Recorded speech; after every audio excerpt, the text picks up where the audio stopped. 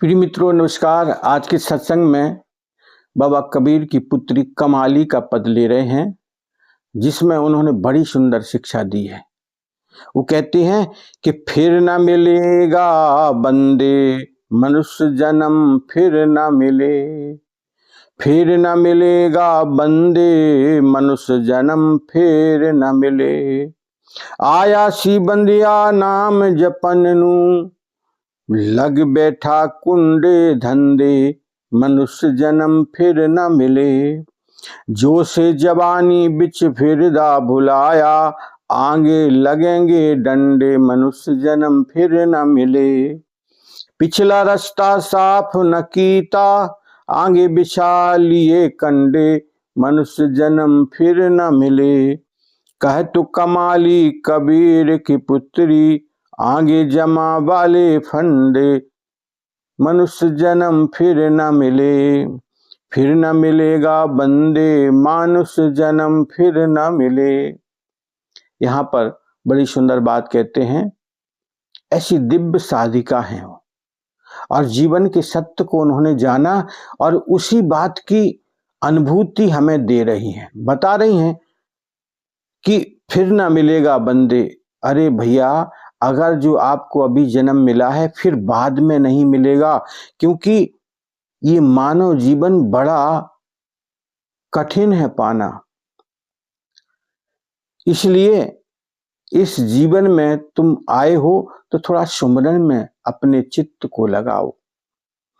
आया सी बंदिया नाम जपन नू, ये बंदे, ये मनुष्य, तुम आए थे भगवान से वचनबद्ध होकर के कि मैं आपका सुमरन करूंगा, लेकिन आकर यहाँ क्या करने लगे? लग बैठा कुंडे धंधे, अनेक प्रकार के बिजनेस व्यापार में डूब गया। अब प्रभु के नाम का चिंतन तो तेरे अंदर से निकल ही गया। अरे भाई, भोजन वस्त्र मकान जितना जरूरी है उससे ज्यादा जरूरी है हरि सुमरन। यहाँ पर साधिका कहते हैं कि अब तुम बिजनेस व्यापार में ही 24 घंटे लगे हो, उसके नाम का सुमरन भूल गए हो। भैया थोड़ा सा कुछ करो। जो से जवानी बिच फिरदा भुलाया, अपने जीवन में जोश में तू भटक रहा है भाई। फिर क्या होगा इससे? आगे लगेंगे डंडे, फिर काल रूपी डंडे तेरे सिर पर पड़ेंगे, फिर पछताएगा और फिर मनुष्य जीवन थोड़े मिल जाएगा। अभी जो मिल गया, अभी पिछले कोई कर्म हमारे भगवान को पसंद आ गए और उन्होंने कृपा करके, करुणा निधि ने करुणा करके ये मानव जीवन दे दिया, तो इसका सही उपयोग नहीं किया तो भगवान कहेगा दुरुपयोग कर रहा है, इसलिए अब आगे नहीं देंगे हम। देखो, एक पिता के पुत्र हैं और वो पुत्र अगर गलत कार्य करके धन को बर्बाद करेगा तो पिता उसको दूसरी बार थोड़ा देगा। वो कहेगा कि भैया तुम दुरुपयोग कर रहे हो इस धन का, इसलिए तुम्हें नहीं दिया जाएगा।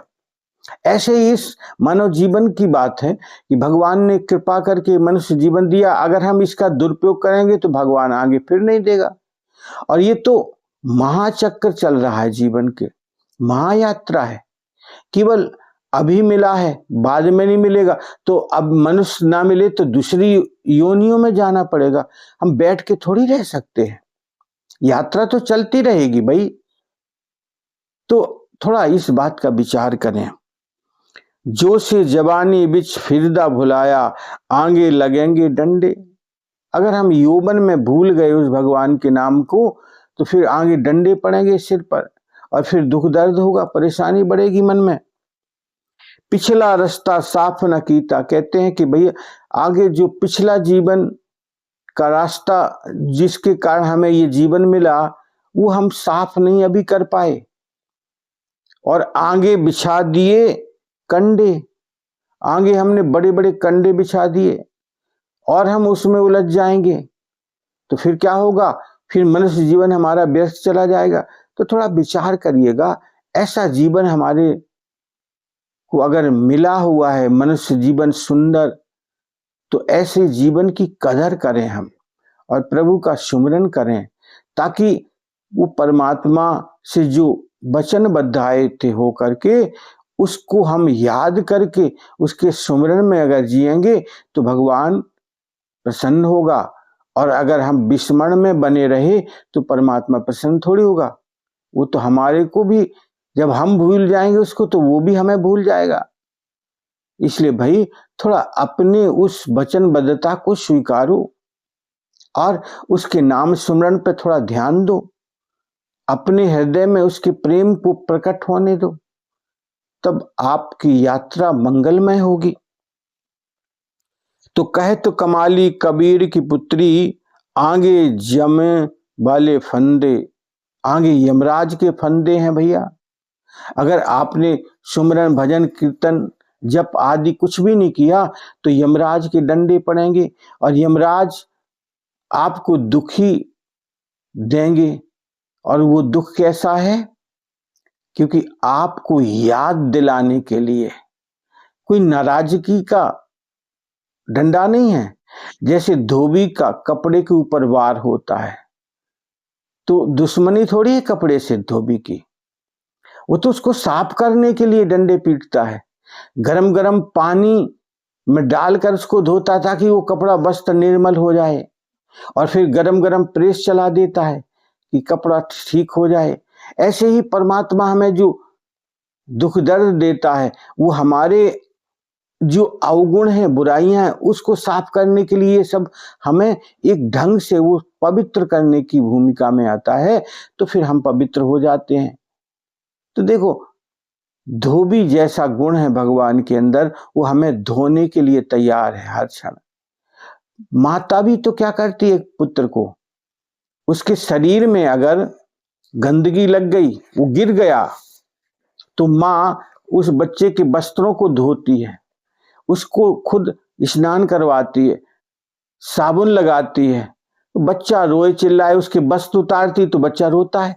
नए वस्त्र जब माँ पहनाती तब भी बच्चा रोता है, क्योंकि बच्चा अभी अबोध है, उसको ज्ञान नहीं है इस बात का कि माँ मुझे सुंदर बनाना चाहती है, और बच्चा रोए जाता है। तो सामने वाला व्यक्ति हो सकता है देख कर कहे कि माँ बड़ी खतरनाक है, लेकिन नहीं, माँ की ममता है उस बच्चे में कि मेरा बच्चा गंदगी में न रहे।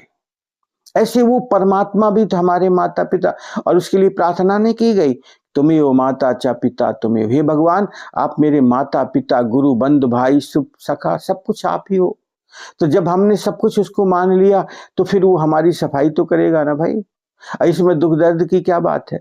ये तो हम उसका नाम स्मरण करते रहें तो हमारे जीवन का कल्याण हो जाएगा भाई।